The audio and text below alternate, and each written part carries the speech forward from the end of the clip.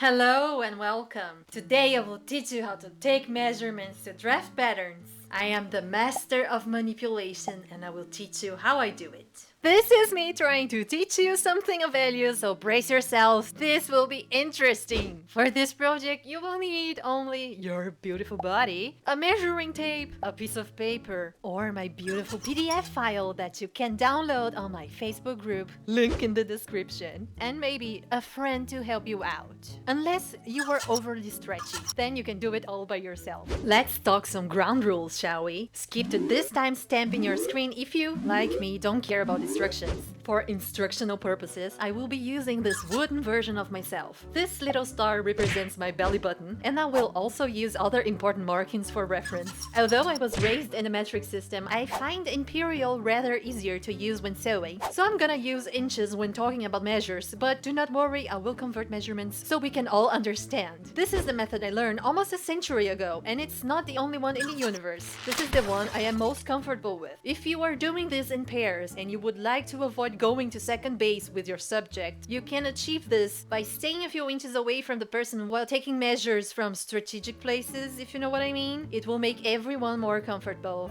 The prep work.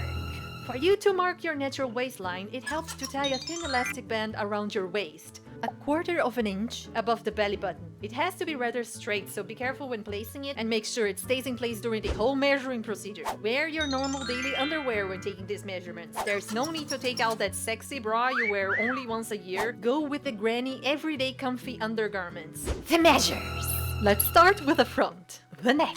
You're not measuring a choker. You need to measure what will become a neckline. So you need to take the base of the neck, right where it meets the shoulder, and measure all around, forming a tiny V-neck where the collarbones meet. Be gentle, don't strangle yourself or your subject. Remember that breathing is important. The measures don't need to be really tight, just snug enough. The shoulder. Start on the base of the neck and go right up to the end of the collarbone. If you're fluffy like me and your bones are not so visible, you can eyeball a straight line from the chicken wing crease right here where the bacon grows, you know, the one we sometimes try desperately to hide. Yeah, there. The front length. This one starts where the collarbones meet and goes straight to the end of that elastic. Not the top, the bottom of the elastic. Simple as that. The cross front. It's chicken wing to chicken wing on a straight line. Again, there, the bacon that refuses to hide. The waist is right where that elastic is. Just measure all around to make sure it's straight. Okay, now it's time for the grown-up talk. These are the creepy measures. If you're not fine with someone so close to your boobage, you can take these ones yourself.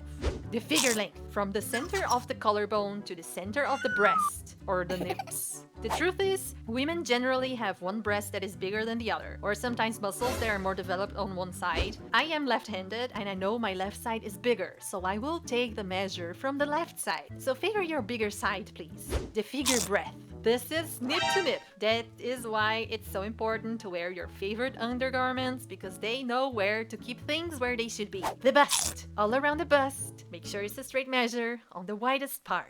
And finally, the underbust, where the brow wire is, or that strappy thing, it's right under the boobage. Now the back length. Without slouching, tilt your head forward to show that beautiful vertebrae that pops out. Measure from there to the end of the elastic on your waist, just like the front length. The back is generally longer, unless you're really busty. If you think something's off, just double check the measurements again, to be sure.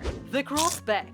From crease to crease on a straight line in a natural posture. Don't force a posture you're not used to. On the side length. Impale your subject with a ruler. No, just kidding. Make your subject hold a ruler using the armpit and measure to the end of the elastic. The high hip. Industry standard says it's a 4.5 inch down from the waistline. 4 inches for a petite person and 5 inches for powerful Amazons. The lower hip is 4 inches down from there and it should meet the widest part of the bum. Adjust where necessary. All those measures also need to be straight, so be careful. The armhole. Stretch your arm to the side so you can position the measuring tape on the base of the arm and let your arm down. Measure that circle, but on a straight line up, trying to meet the end of the collarbone as snug as possible. You don't need to strangle the arm or hurt the armpit during this process. Remember that. Breathing is important. And those are the measures we need for our Evo plans. Before you go, some things to keep in mind.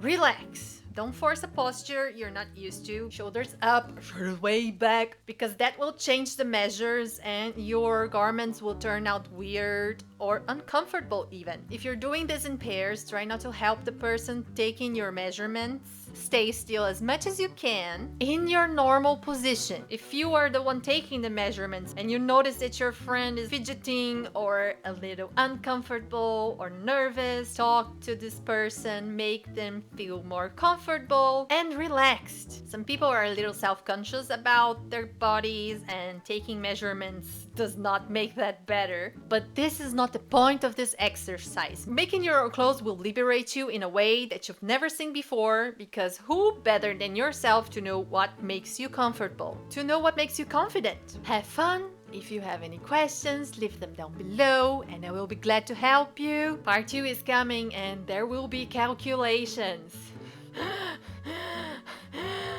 See you soon. Bye.